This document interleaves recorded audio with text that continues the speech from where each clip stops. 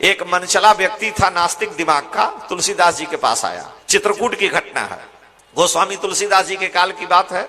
उसने कहा, महाराज मैंने सुना है कि आप भगवान का दर्शन किए हैं। गोस्वामी जी ने कहा, तुम क्या कहना चाहते हो? बहुत से महात्मा संत बैठे थे। उसने कहा, हमको भी भगवान का दर्शन करा दीजिए। गोस्वामी जी कुछ विचार नहीं किए, तुलसीदास जी से कहा कि हमको भी राम जी का दर्शन करा दो। तो तुलसीदास जी वहां एक त्रिशूल गड़ा हुआ था, त्रिशूल दिए और कहा लेके जाओ।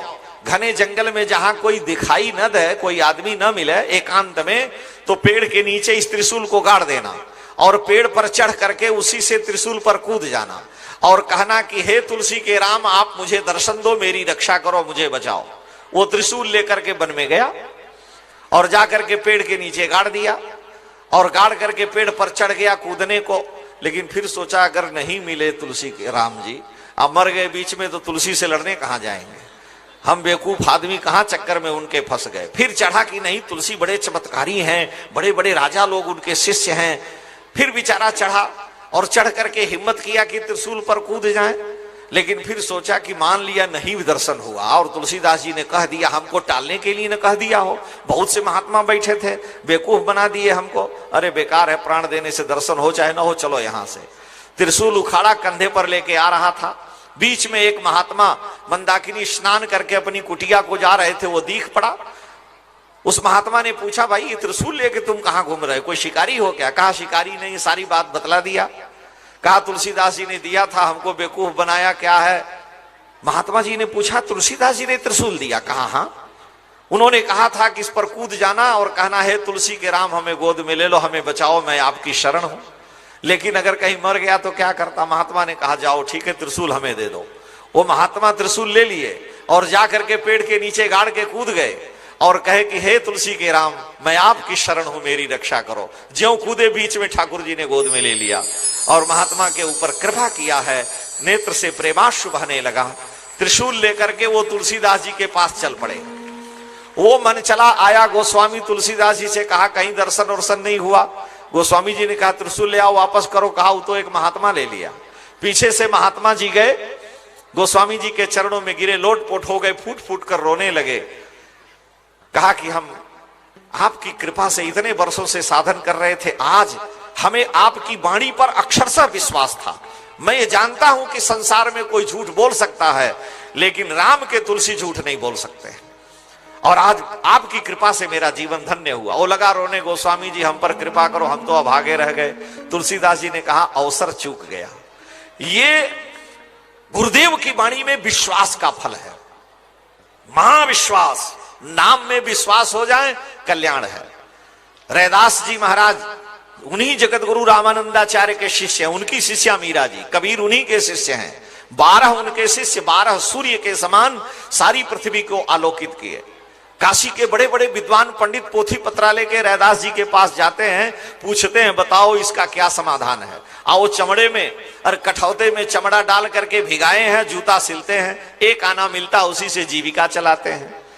रैदास जी के लिए कहा गया, रैदास जी कहते हैं कि जात भी ओछी, कर्म भी ओछा। मैं कितना सामान्य कोटि का व्यक्ति हूं, जात भी ओछी, कर्म भी ओछा, ओछा कसब हमारा, पर नीचे ते प्रभु ऊंच कियो है, कह रैदास चमारा। भगवान ने मुझे इतना ऊंचा बना दिया। गुरु गोरखनाथ जी आए रैदास का नाम सुनकर के परीक्षा लेने। जब आए तो श्री रैदास जी महाराज वहीं कबीर चौरा पर बैठे हुए थे, जिसको आजकल कबीर चौरा कहा जाता है। कठौते में जल था, उसी में चमड़ा भीगा था, जूता सिलते थे, अपना कर्म नहीं छोड़ा, लेकिन रोम रोम से उनके नाम निकलता था।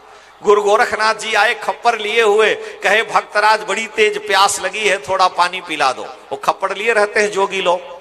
रैदास जी ने उसी कठौते का जल उनके खप्पड़ में डाल दिया और कहा पी लो। ले तो लिए खप्पर में, लेकिन वो मटमैला था, गंदला था।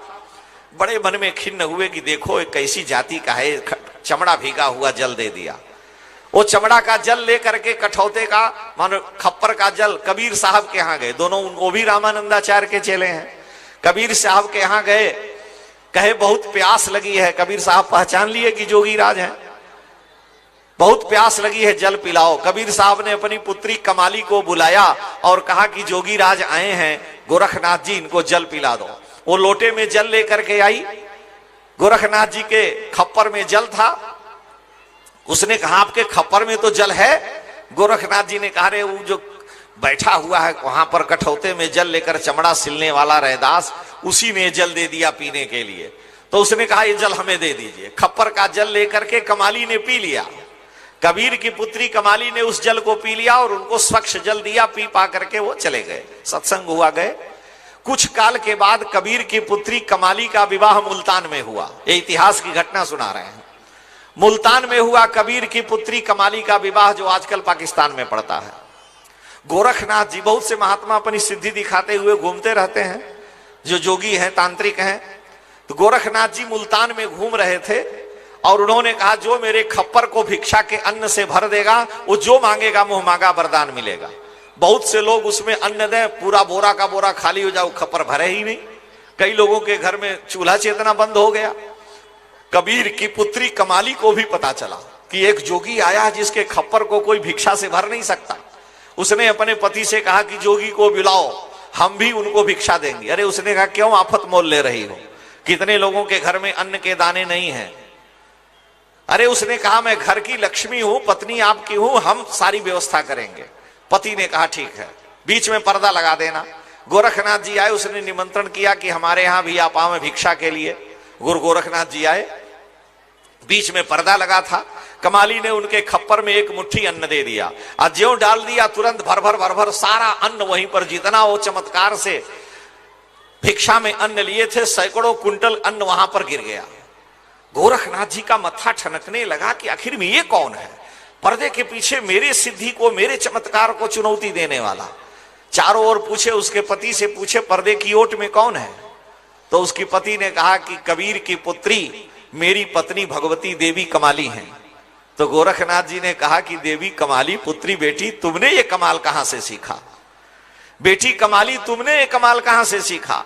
तो कमाली ने कहा कि गुरुजी और कोई कमाल नहीं, ये तो उस रैदास के कठौते के जल का कमाल है जिसको आपने छोड़ दिया था। रैदास जी के कठौते के जल का कमाल है। गोरखनाथ जी आकाश से योग मार्ग से भागे आए, रैदास जी के पास आए कि हम वंचित रह गए, हमने उस भक्त को समझा ही नहीं। आए, प्रणाम किए और उन्होंने कहा कि बड़ी तेज प्यास लगी है, रैदास जी थोड़ा जल पिला दीजिए।